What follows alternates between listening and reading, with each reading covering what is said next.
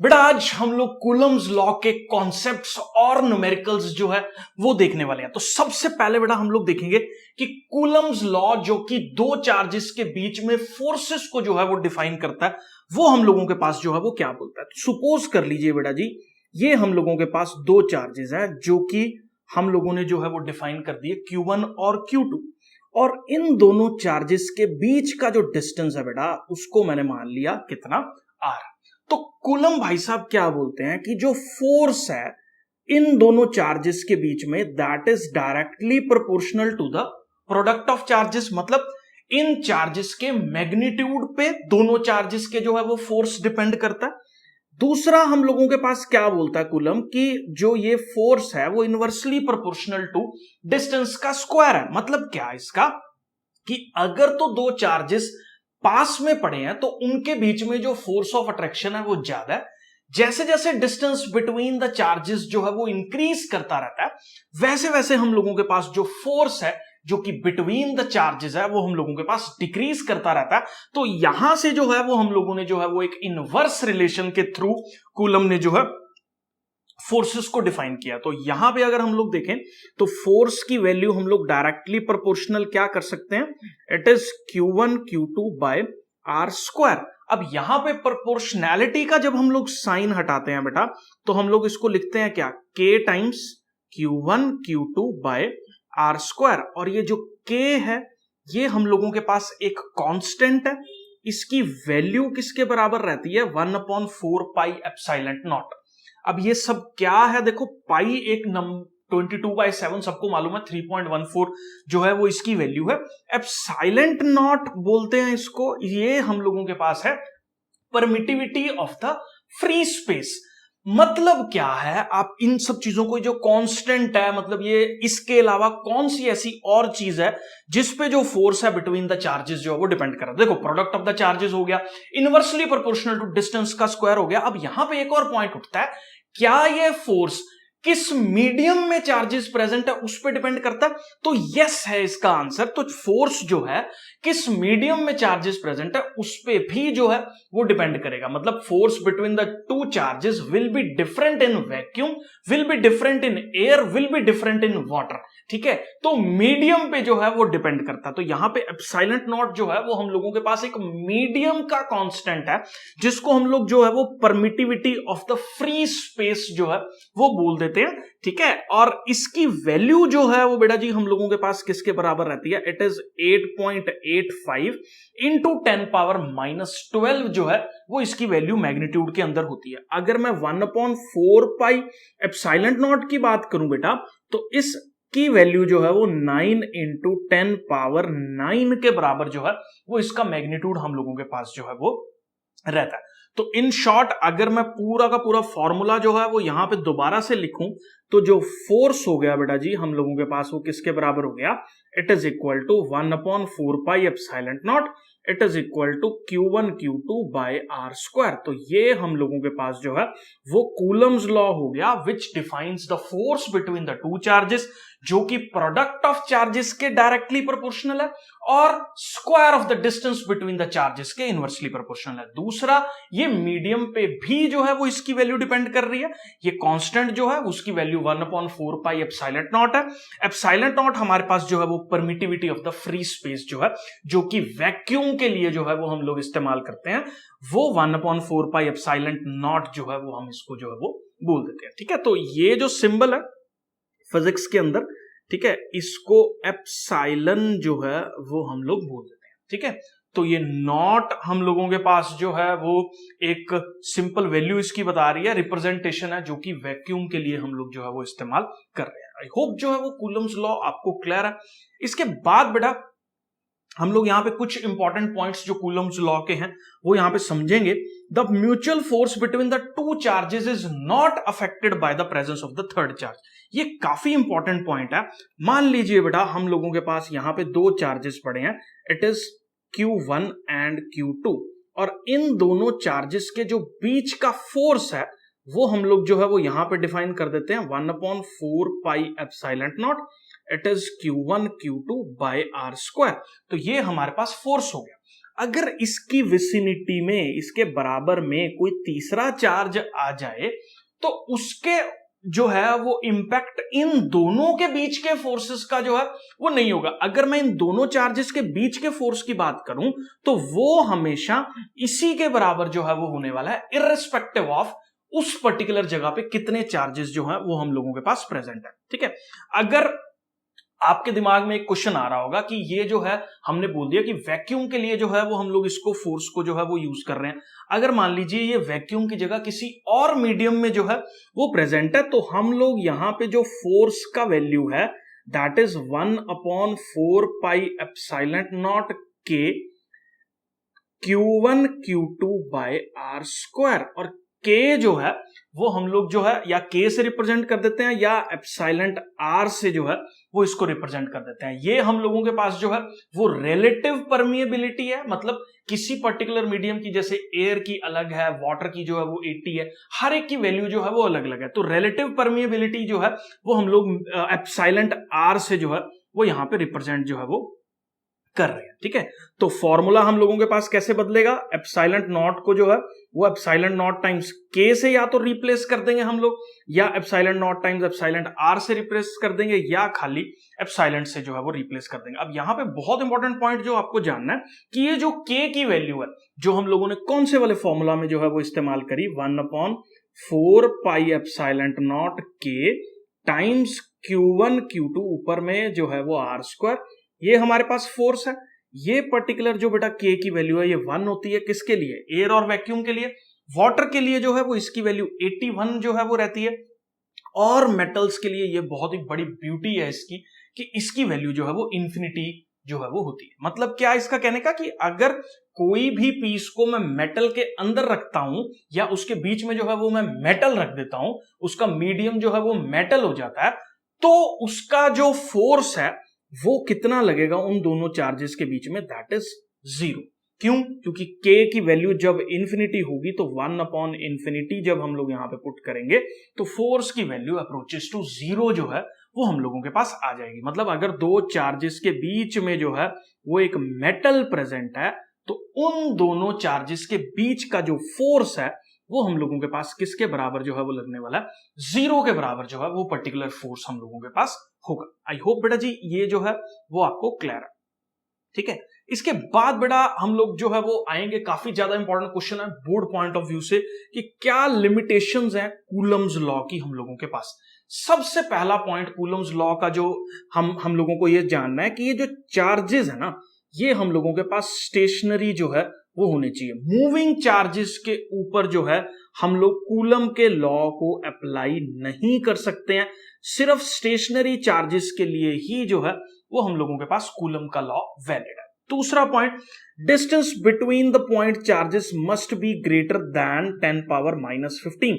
मतलब ये atomic nucleus के रेडियस से ज्यादा डिस्टेंस जो है वो होना चाहिए, उससे कम डिस्टेंसेस अगर हम लोग बात करें तो वहां पे ये वाला लॉ जो है वो वैलिड नहीं है। तो ये दो बहुत ज्यादा इंपॉर्टेंट पॉइंट्स हैं कि स्टेशनरी चार्जेस के लिए ही वैलिड है। मूविंग चार्जेस के कॉन्सेप्ट के हिसाब से अगर हम लोग देखें तो वहां पे कूलम्स लॉ को हम लोग अप्लाई नहीं कर सकते हैं एग्जैक्टली जैसे ये हम लोगों के पास है। दूसरा, डिस्टेंस जो है वो एटलीस्ट न्यूक्लियस से बड़ा होना चाहिए किसी भी कूलम लॉ को जो है वो अप्लाई करते टाइम पे। ठीक है, ये सारे क्वेश्चंस जो बच्चों को यूजुअली मुश्किल लगते हैं या कई बार मिस कर देते हैं इन चीजों को, तो वो मैं सारे के सारे जो है वो डिस्कस कर रहा हूं। क्वेश्चन नंबर 2 अगर हम लोग बात करें बेटा, तो is the force acting between the two charges Q1 and Q2 kept at some distance attractive और रिपल्सिव। तो देखो यहां पे इसने बोला कि दो चार्जेस हैं, अगर उसका Q1 टाइम्स Q2 जो है वो ग्रेटर देन 0 है, बहुत ज्यादा इंपॉर्टेंट पॉइंट है, मल्टीप्लाई करके जो है वो ग्रेटर देन 0 कब कब आ सकता है। सबसे पहले या तो ये पॉजिटिव होगा या ये पॉजिटिव होगा तो ग्रेटर देन 0 होगा, या ये नेगेटिव होगा ये नेगेटिव होगा तो भी ग्रेटर देन 0 होगा। तो मतलब क्या इसका कहने का, ये कॉन्सेप्ट हमारे पास तभी आएगा Q1 Q2 जब चार्जेस जो है वो लाइक चार्जेस है। अगर लाइक चार्जेस है बेटा तो हम लोगों के पास वो क्या कॉज करने वाले हैं, एक रिपल्शन को जो है वो कॉज करेंगे। ठीक है, उसके बाद हम लोग जो है वो बात करेंगे Q1 Q2 लेस देन 0। ये तभी होगा जब इन दोनों चार्जेस का जो है वो ऑपोजिट साइन है, क्योंकि प्लस को प्लस से मल्टीप्लाई करूंगा तो वो कभी भी माइनस नहीं आ सकता, जिसकी वजह से हम लोगों के पास जो है ये कब वैलिड होगा, अनलाइक चार्जेस के बीच में। और अनलाइक चार्जेस के बीच में जो है वो हम लोगों के पास क्या जो है वो रहने वाला, एक अट्रैक्शन जो है वो बिटवीन द चार्जेस होगा। आई होप बेटा जी ये क्लियर है। नेक्स्ट क्वेश्चन जो है वो डिस्कस करेंगे हम लोग की जो ये कूलम्स लॉ है ये डाइलेक्ट्रिक मीडियम्स पे या मीडियम्स पे कैसे डिपेंड करता है। तो ये तो देख लो, ये फोर्स है हमारे पास, ये मैं ऑलरेडी डिस्कस कर चुका हूं, जो कि किसके बराबर होता है 1/4 pi epsilon naught Q1 Q2 by R square. ये तो वैक्यूम का फोर्स हो गया। अगर ये किसी मीडियम में प्रेजेंट है तो उसका force 1/4 pi epsilon naught epsilon R Q1 Q2 by R square के बराबर जो है वो हो जाएगा। तो एप्सिलॉन आर इसके अंदर वही जो मैंने अभी एक्सप्लेन किया कि ये रिलेटिव परमिएबिलिटी है और ये मीडियम पे जो है वो डिपेंड करती है। ठीक है, next question, two small balls having equal positive charges Q coulomb are suspended by the two insulating strings of equal length. What would be the effect of force when a plastic sheet is inserted between them? तो देखो, ये हम लोगों के पास एक दो balls हैं, यहां पे एक बॉल हमने ये ड्रॉ कर दी और ये जो है बेटा हम लोगों ने यहाँ पे दूसरी बॉल जो है वो ड्रॉ कर दी। ठीक है, इन दोनों बॉल्स के ऊपर जो है वो इक्वल पॉजिटिव चार्ज जो है वो प्रेजेंट है। ऑब्वियसली ये बॉल्स जो है वो सर्टेन डिस्टेंस पे जो है वो हमारे पास होंगी। अब ये बोल रहा है कि अगर इन दोनों के बीच में मैं कोई प्लास्टिक की शीट जो है वो इंसर्ट कर दूं तो ये फोर्स बिटवीन द चार्जेस जो है वो कैसे इंपैक्टेड होगा। तो क्या ये फोर्स ज्यादा होगा या ये फोर्स कम होगा, इसी चीज को जो है वो अपने को यहां पे एक्सप्लेन करना है। तो देखो बेटा, फोर्स का जो फॉर्मूला है वो हम लोगों के पास वैक्यूम के केस में 1/4 pi epsilon naught Q1 Q2 by R square है। अब जैसे ही मैंने इस पर्टिकुलर प्लास्टिक की शीट को जो है वो बिटवीन द चार्जेस इंसर्ट किया बेटा, तो हम लोगों के पास जो है वो एक मीडियम, अब प्लास्टिक वाला मीडियम है। और एक चीज आप अपने दिमाग में बिठा लो कि जो प्लास्टिक का डाइलेक्ट्रिक कांस्टेंट है वो 1 से ज्यादा है। अगर ये कांस्टेंट 1 से ज्यादा है तो फोर्स जो है वो बट ऑब्वियसली किसके बराबर हो जाएगा 1/4 pi epsilon naught times K into में Q1 Q2 by R square. तो ये वैल्यू जब 1 से बड़ी होगी तो बट ऑब्वियसली फोर्स जो है, क्योंकि डिनोमिनेटर बड़ा हो गया, तो ये क्या हो जाएगा, डिक्रीज हो जाएगा इन दो मेटल बॉल्स के बीच में। ठीक है, तो प्लास्टिक इंसर्ट करने से जो ऑलरेडी एग्जिस्टिंग फोर्स था विदाउट प्लास्टिक इंसर्ट करने के बाद वो वैल्यू फोर्स की हम लोगों के पास नहीं रहेगी और जो फोर्स की वैल्यू है वो रिड्यूस हो जाएगी। आई होप बेटा जी ये क्लियर है। नेक्स्ट क्वेश्चन जो है वो हम लोग बात करते हैं, force between the to electric charges kept at a D distance apart in the air is F। तो जो चार्जेस डी डिस्टेंस अपार्ट हैं एयर के अंदर, तो यहां पे मैं फॉर्मूला लगा देता हूं बेटा। तो ये दो चार्जेस मैंने ले लिए और एयर के अंदर डी डिस्टेंस अपार्ट है, तो इनके बीच का फोर्स जो है वो 1/4 पाई एप्सिलॉन नॉट क्यों यूज किया, क्योंकि ये परमिटिविटी ऑफ द एयर है, या वैक्यूम है, ज्यादा फर्क नहीं है। तो Q1 Q2 bye D square जो है वो हमने यहां पे लिख दिया। अब अगर मैं इसको वाटर के अंदर इंसर्ट करूं तो ये बट ऑब्वियसली हम लोगों के पास क्या होने वाला है, यहां पे 80 से कांस्टेंट से जो है वो नीचे मल्टीप्लाई होगा, जिसकी वजह से जो नए वाला फोर्स है वो हम लोगों के पास 80 टाइम्स जो है वो रिड्यूस हो जाएगा, क्योंकि डाइलेक्ट्रिक अब इसके अंदर वाटर है। वाटर इंसर्ट करने पे दो चार्जेस के बीच में फोर्स की वैल्यू जो है वो रिड्यूस हो जाएगी, क्योंकि वाटर का डाइलेक्ट्रिक कांस्टेंट अप्रोक्सीमेटली 80-81 के बराबर है।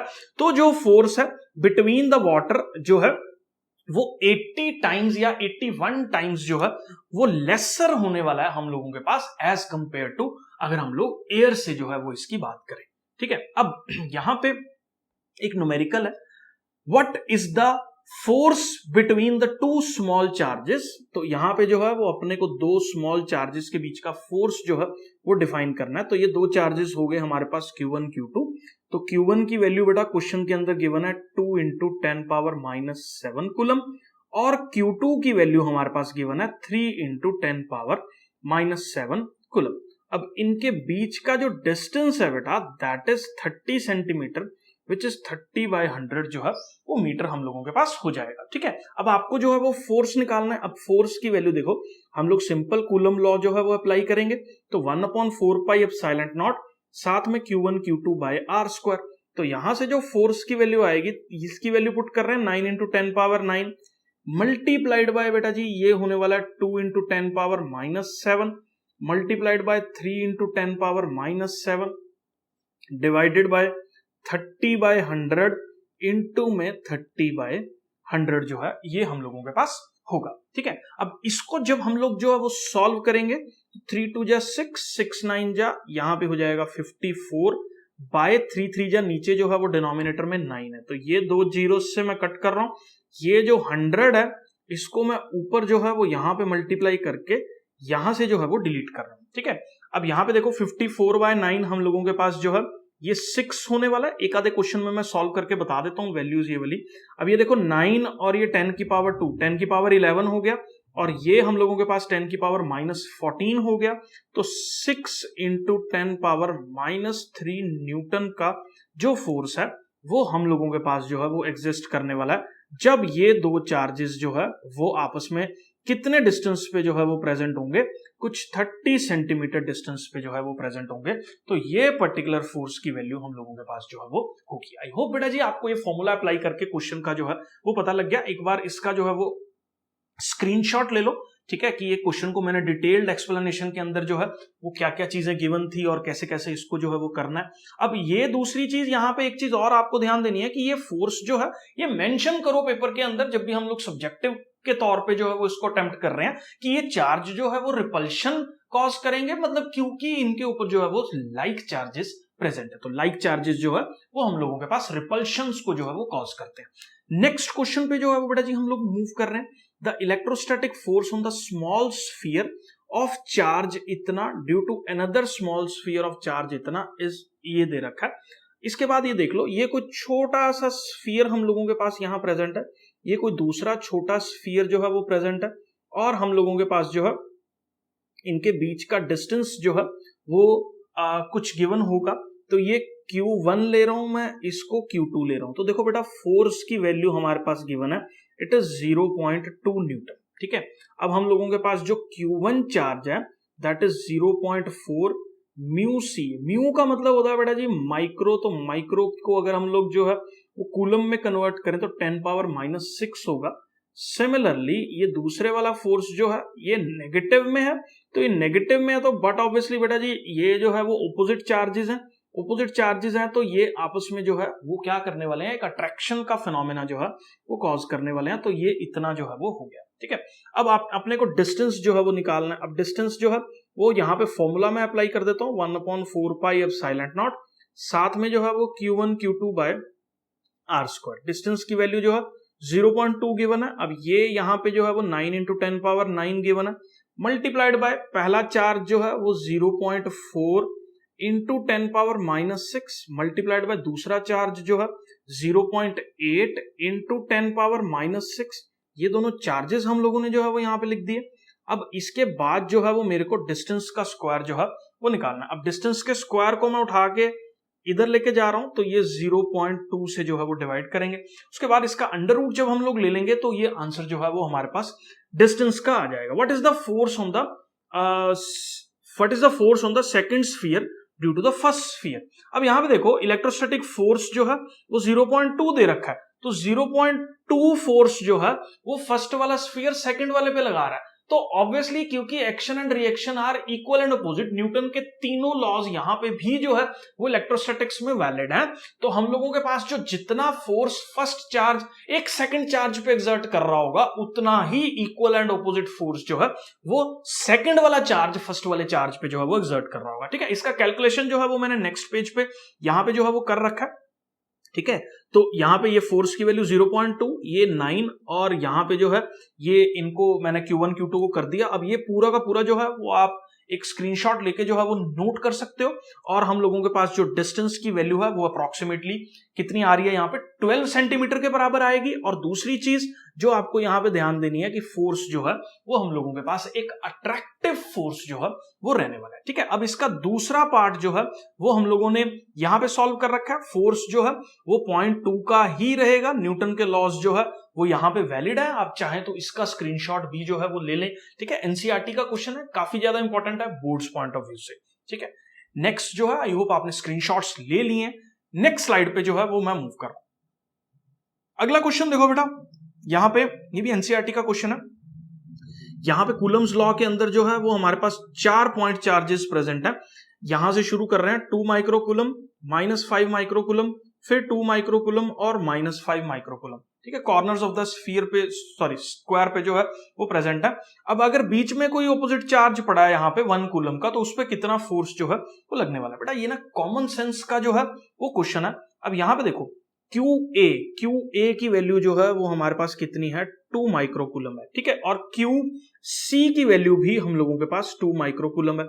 अब ये जो है ये प्लस का 1 माइक्रोकूलम है। ठीक है, दूसरा यहां पे जो है QB की अगर मैं बात करूं बेटा, तो QB जो है वो मेरे पास -5 माइक्रोकूलम है, और यहां पे जो QD है वो भी -5 माइक्रोकूलम है। ठीक है, अब यहां पे क्या चीज आपको ध्यान में जो है वो यहां पे रखनी है कि ये जो C वाला चार्ज है, O वाले चार्ज पे रिपल्शन का फोर्स जनरेट कर रहा है इधर को, और जो A वाला चार्ज है वो हम लोगों के पास O वाले चार्ज पे रिपल्शन का फोर्स जनरेट कर रहा है इस पर्टिकुलर डायरेक्शन में, जो मैंने यहां पे मेंशन करी है। ठीक है, अब यहां पे अगर आप देखो तो स्क्वायर के डायगोनल्स जो है वो बाइसेक्ट करते हैं। बहुत ध्यान से समझना इस चीज को, स्क्वायर के डायगोनल्स बाइसेक्ट कर रहे हैं, तो ये जो है वो हम लोगों के पास इक्वल डिस्टेंस जो है वो होने वाला है। अब force exerted by the A, अगर आप ध्यान से देखो तो that is equal to the force exerted by the B, that is equal to 1/4 pi epsilon naught. हम लोगों के पास इसको मैं Q0 ले लेता हूं और इसको Q1 ले लेता हूं, बाय ये डिस्टेंस बिटवीन द, इसको मैं x ले लेता हूं, तो ये x का स्क्वायर हो गया। अब ये दोनों फोर्सेस इक्वल एंड अपोजिट हैं, तो एक दूसरे को कैंसल आउट कर देंगे, जिसकी वजह से अपने पास इन दोनों की वजह से जो नेट फोर्स लगने वाला है वो कितना लगने वाला है, 0 लगने वाला है। क्यों? क्योंकि एक जो है वो हम लोगों के पास फोर्स जनरेट कर रहा है इधर को, दूसरा जो है वो हम लोगों के पास फोर्स जनरेट कर रहा है दूसरी साइड पे, तो दोनों इक्वल एंड अपोजिट फोर्सेस होने की वजह से हम लोगों के पास जो है वो कैंसल आउट कर रहे हैं। आई होप बेटा जी ये जो है वो क्लियर है। इसके बाद सिमिलरली अगर मैं दूसरी साइड पे आप लोगों से जो है वो बात करूं, तो ये -5 माइक्रोकूलम का चार्ज है, ये प्लस का। ऑब्वियसली ये जो है वो इसको अट्रैक्शन कॉज करेगा, ये वाला चार्ज इस पर्टिकुलर चार्ज को इस डायरेक्शन में खींचेगा। सिमिलरली ये वाला चार्ज इस पर्टिकुलर चार्ज को इस डायरेक्शन में जो है वो खींच रहा है। इस पर्टिकुलर केस में भी यहां पे जो फोर्स लग रहा है वो यहां पे भी सेम होगा, क्योंकि ये दोनों चार्जेस सेम है, ये तो सेम है ही है दोनों केसेस के अंदर, तो ये भी फोर्स जो है वो इक्वल एंड अपोजिट लगने की वजह से इस पर्टिकुलर चार्ज पे भी जो फोर्स है वो हम लोगों के पास कितना लग रहा है, 0 जो है वो लगने वाला है। तो इस पर्टिकुलर क्वेश्चन का आंसर जो है वो हमारे पास net force between the charges जो है वो 0 आने वाला है। आपको ना इसमें बोर्ड्स के अंदर सॉल्व करते हुए या सब्जेक्टिव्स के अंदर सॉल्व करते हुए कुछ ज्यादा कैलकुलेशन शो करने की जरूरत नहीं है। आप इस तरह से वेरिएबल वैल्यूज को लेके एक दूसरे को कट करके शो कर सकते हो।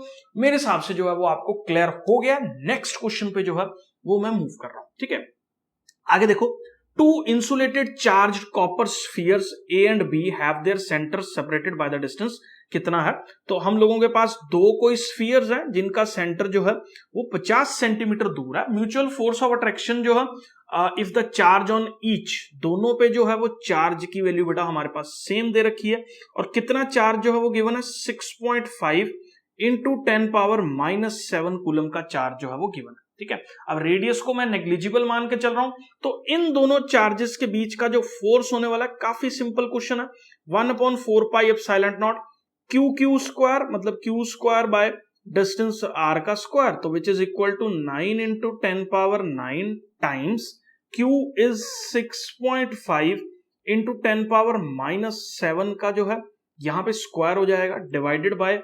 50/100 का स्क्वायर जो है वो यहां पे हो जाएगा। ठीक है, इसकी कैलकुलेशन जो है वो मैंने नेक्स्ट स्लाइड के अंदर कर रखी है। ठीक है, तो यहां पे देख लो, ये और जो है वो हम लोगों के पास ये दोनों चार्जेस हो गए और ये डिस्टेंस का स्क्वायर हो गया। इसको अगर आप सॉल्व करोगे तो 1.521 इंटू 10⁻⁻2 न्यूटन का चार्ज जो है वो रहेगा। अब ऑब्वियसली ये दोनों चार्जेस जो है वो सेम है, आइडेंटिकल चार्जेस है, तो ये आइडेंटिकल चार्जेस जो है वो हम लोगों के पास एक रिपल्सिव नेचर जो है वो शो करेंगे। आई होप बेटा जी ये क्लियर है। नेक्स्ट जो है वो इसका एक पार्ट और अपने को यहां पे जो है वो देखना है, 2 insulated sphere separated what is the mutual force of attraction if the charge is the radius is negligible to the distance of separation. ठीक है, आई होप ये क्लियर है। उसके बाद नेक्स्ट क्वेश्चन है बेटा, two particles A and B having charges this and this are held fixed with the separation of this, where should the third charge, बहुत ज्यादा इंपॉर्टेंट क्वेश्चन है बेटा ये वाला, इसको बहुत ध्यान से जो है वो नोट कर लेना और कॉन्सेप्चुअली जो है वो इसको समझ लेना। अब यहाँ पे एक चार्ज है A हम लोगों के पास और दूसरा पर्टिकुलर चार्ज है हमारे पास यहाँ पे B। जो चार्ज A प्रेजेंट है उसकी वैल्यू हमारे पास प्लस का 8 इंटू 10⁻⁻6 कूलम है और जो चार्ज B है उसकी वैल्यू -2 इंटू 10⁻⁻6 कूलम जो है वो प्रेजेंट है। और डिस्टेंस बिटवीन देम, मतलब इन दोनों चार्जेस के जो बीच का डिस्टेंस है हम लोगों के पास, उसकी वैल्यू जो है वो 20 सेंटीमीटर के बराबर है। तीसरे चार्ज को मैं कहां रखूं कि उसके ऊपर कोई भी फोर्स जो है वो ना लगे, बहुत ज्यादा इंपॉर्टेंट पॉइंट है। अब क्वेश्चन आता है, अपने को ना 3 प्लेसेस हैं जहां से जो है वो अपने को चूज करना है कि इस चार्ज को जो है वो कहां रखना है। आप एक चीज मान लो, इस पर्टिकुलर क्वेश्चन में यहां पे मेंशन नहीं है, लेकिन मैं आपको बता दूं, अपने को ये चार्ज को इसी लाइन पे जो है वो रखना है, जो इसकी एक्सियल लाइन है उसी के पे जो है वो अपने को रखना है। ठीक है, अब अगर मैं चार्ज को 3 प्लेसेस हो गए, एक प्लेस हो गया ये वाला 1, एक प्लेस हो गया यहाँ पे 2, एक प्लेस हो गया यहाँ पे 3। अब मैं तीनों प्लेसेस को जो है वो आप लोगों के साथ डिस्कस कर रहा हूं कि तीनों प्लेसेस की क्या स्टोरी जो है वो हम लोगों के पास होने वाली है। ठीक है, तो यहां पे जो है ये थर्ड हो गया। अब मैंने चार्ज एज्यूम कर लिया, जो मेरा Q0 चार्ज जिसको मैं प्लेस करने वाला हूं वो एक पॉजिटिव चार्ज है। अब जब ये इस पर्टिकुलर रीजन में होगा, 1 वाले रीजन में, तो ऑब्वियसली वो पॉजिटिव चार्ज है, तो A जो है वो उसको रिपल्शन कॉज करेगा और B जो है वो उसको अट्रैक्शन जो है वो हमारे पास कॉज करेगा। तो यहां पे हो सकता है, ठीक है, लेकिन ये जो है मतलब एक पॉसिबिलिटी है, क्योंकि यहां पे ऑपोजिट डायरेक्शन में फोर्सेस जो है वो लग रहे हैं। ये कौन से वाला रीजन है? 1 वाला रीजन। दूसरा रीजन अगर मैं बात करूं, बीच में अगर मैं रखूं, तो बीच में जब मैं इसको चार्ज को प्लेस करूंगा तो A रिपल्शन कॉज करेगा इधर को, B जो है वो अट्रैक्शन कॉज करेगा इधर को। दोनों फोर्सेस एक ही डायरेक्शन में लग रहे हैं सेकंड वाले रीजन के अंदर, तो ये भी पॉसिबिलिटी जो है वो नहीं होगी। तीसरा जो पॉइंट अगर मैं आप लोगों के साथ यहां पर डिस्कस करूं, तो थर्ड वाले रीजन के अंदर जो है वो A जो है, B जो है वो इधर को अट्रैक्ट कर रहा है, A जो है वो इसको रिपेल कर रहा है। ठीक है, अब यहां पे जो पॉइंट अंडरस्टैंड करने वाला है ना बेटा, वो ये है कि इन दोनों में से कोई है। अब क्वेश्चन आता है कौन सा होगा। अब ये कॉमन सेंस से जो है वो हम लोग चूज कर सकते हैं। जब मैंने यहां रखा तो इस चार्ज का मैग्नीट्यूड बहुत ज्यादा है, ध्यान से देखो, और दूसरा इसका डिस्टेंस भी ज्यादा है। अब इसका मैग्नीट्यूड भी ज्यादा है और डिस्टेंस भी ज्यादा है, तो ये वाला फोर्स हमेशा ज्यादा होने वाला है। ठीक है, ये इसको कैंसल आउट नहीं कर सकता किसी भी हालत में। क्यों? क्योंकि एक तो इसका मैग्नीट्यूड ज्यादा, दूसरा इसका डिस्टेंस कम, क्योंकि हम लोग कंपैरिजन कर रहे हैं इस दूसरे पर्टिकुलर चार्ज के साथ। इसका मैग्नीट्यूड बहुत कम है और इसका डिस्टेंस बहुत ज्यादा है, जिससे ये कभी भी जो है वो इस ए के फोर्स को कैंसल आउट नहीं कर सकता। तो ये भी रीजन जो है वो हम लोगों के पास नहीं होगा। अब क्वेश्चन आता है कौन सा रीजन जो है वो बचा, तो ये पर्टिकुलर रीजन जो है वो हम लोगों के पास बचा, क्योंकि ये चार्ज का मैग्नीट्यूड जो है वो ज्यादा है, जिससे ज्यादा फोर्स ऑफ रिपल्शन जो है वो जनरेट कर सकता है। ये जो फोर्स ऑफ अट्रैक्शन यहां पे जनरेट कर रहा है, इसको आराम से जो है वो बैलेंस आउट करने की, likely to balance out at this particular point. ठीक है, तो ये आई होप आपको जो है वो क्लियर है। तो अब मैं तीनों केसेस जो है वो यहां पे हटा रहा हूं, बाकी एक बार आपको स्क्रीनशॉट लेना है तो इसको ले लो। ठीक है, उसके बाद जो है मैं यहां पे चार्ज जो है वो प्लेस कर रहा हूं। ये मैंने चार्ज को जो है वो लाइन खींच देते हैं यहां पे, और मैंने तीसरा पर्टिकुलर चार्ज जो है वो C पॉइंट पे जो है वो Q0 प्लेस कर दिया। अब इसकी कैलकुलेशन जो है वो अपने को करनी पड़ेगी। इस डिस्टेंस को जो है वो मैंने x ले लिया। अब क्योंकि यहां पे net electrostatic force of attraction जो है वो 0 लग रहा है, इसका मतलब क्या हुआ, इस पर्टिकुलर रीजन की अगर मैं बात करूं तो जितना फोर्स A एक्सर्ट कर रहा है उतना ही इक्वल एंड अपोजिट फोर्स जो है वो हमारे पास B एक्सर्ट कर रहा है। अगर मैं A के फोर्स की बात करूं तो that is equal to 1/4 pi epsilon naught, किसके बराबर हो गया, QA into Q0 by 20 plus x का होल स्क्वायर। अब यहां पे अगर मैं फोर्स बिटवीन द B की बात करूं तो ये किसके बराबर हो गया, 1/4 pi epsilon naught QB Q0 by x का स्क्वायर। अब क्योंकि ये दोनों फोर्सेस जो है वो इक्वल एंड ऑपोजिट है, अब ये इक्वल एंड ऑपोजिट हैं अगर ये दोनों फोर्सेस, तो यहां पे देख लो मैं कैलकुलेशन जो है वो कर रहा हूं, तो 1/4 pi epsilon naught QA Q0 by 20 plus X का whole square that is equal to 1/4 pi epsilon naught Q B Q naught by x का स्क्वायर। अब ये क्यू नॉट से क्यू नॉट कटा, 1/4 पाई एप्सिलॉन नॉट से 1/4 pi epsilon not जो है वो यहाँ पे कट हो रहा है। क्यू ए और क्यू बी की वैल्यू जो है वो मैं यहाँ पे सब्सटीट्यूट करने वाला हूं। तो क्यू ए है हम लोगों के पास 8 × 10⁻⁻6 बाय हम लोगों के पास जो है ये 20 प्लस एक्स का होल स्क्वायर हो गया, और यहाँ पे क्यू बी की वैल्यू है 2 × 10⁻⁻6 बाय एक्स का स्क्वायर। अब ये 10⁻⁻6 से 10⁻⁻6 क्या, 2 से जो है ये 4 पे कटा, इसका स्क्वायर रूट लोगे तो नेक्स्ट पे जो है वो मैंने यहाँ पे कैलकुलेशन कर रखी है।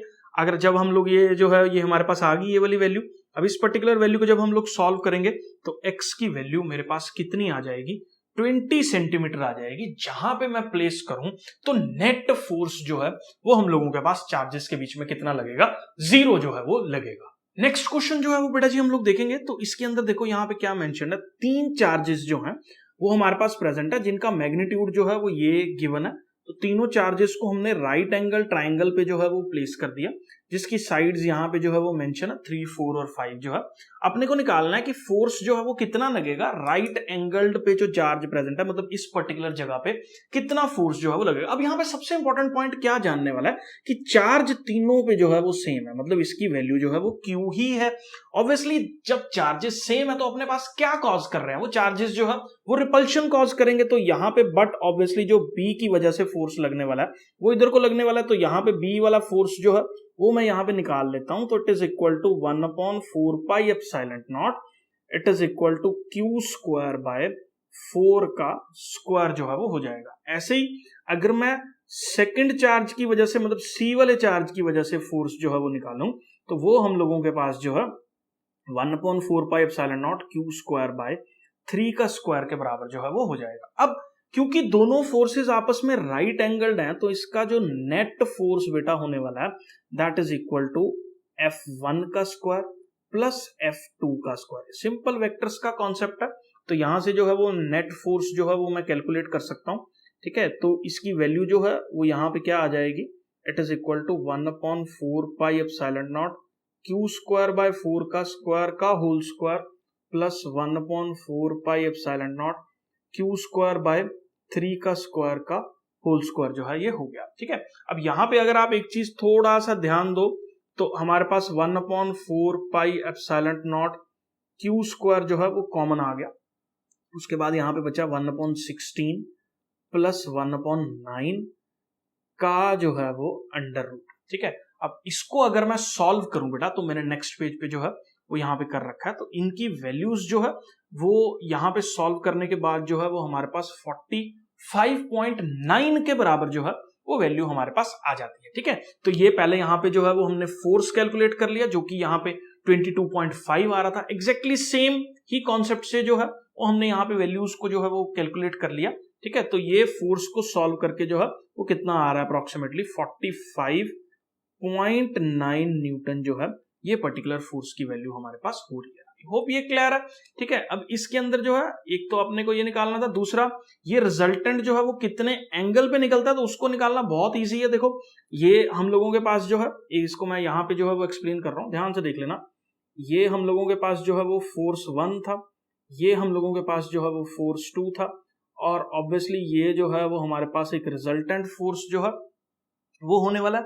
अब इस पर्टिकुलर फोर्स की अगर मेरे को जो है वो वैल्यू निकालनी हो तो ये वाला फोर्स ये थीटा निकलेगा।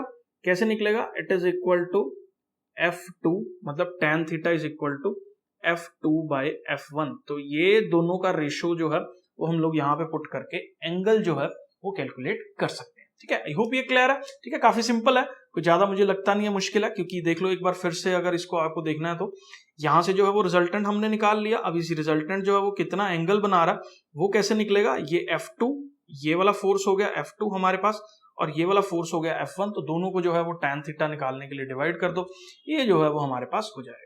काफी ज्यादा इंपॉर्टेंट क्वेश्चन है। नेक्स्ट जो है एक चार्ज Q है, उसको हम लोगों ने जो है वो दो ऑब्जेक्ट्स में जो है वो डिवाइड कर दिया। What would be the value of the charge, the force between the charges is maximum. एक चीज आप याद रखो, ये मैक्सिमम मिनिमा के कॉन्सेप्ट पे जो है ये बेस्ड है, और इसकी वैल्यू मैथमेटिक्स के स्टूडेंट्स के लिए निकालनी काफी सिंपल है। और आप रिजल्ट जो है वो याद कर सकते हो कि अगर दो चार्जेस को डिवाइड करा जाए तो उसका फोर्स मैक्सिमम तभी होगा जब वो इक्वली डिवाइडेड है। ठीक है, ये आपको रिजल्ट के तौर पे जो है वो याद रखना है। मैथमेटिक्स के स्टूडेंट्स जो है इस क्वेश्चन को कैसे सॉल्व कर सकते हैं, तो एक मैंने चार्ज मान लिया Q जिसके अंदर डिवाइड किया, एक मैंने मान लिया Q माइनस Q। अब इन दोनों के बीच का जो फोर्स है वो हम लोगों के पास क्या होगा, 1/4 pi epsilon naught Q minus Q by x का स्क्वायर टाइम्स, यहां पे जो है वो Q हो गया, ये R ले लेते हैं, कंफ्यूजन नहीं होगा। तो दो ऑब्जेक्ट्स के बीच का डिस्टेंस हमने फिक्स्ड मान लिया। ठीक है, तो अब यहां पे अगर मैं मैथमेटिकली देखूं तो कांस्टेंट वाली क्वांटिटीज कौन कौन सी हैं, ये पूरा कांस्टेंट है, ये भी कांस्टेंट है, तो कांस्टेंट टाइम्स हम लोगों के पास ये हो गया Q माइनस Q का टाइम्स Q।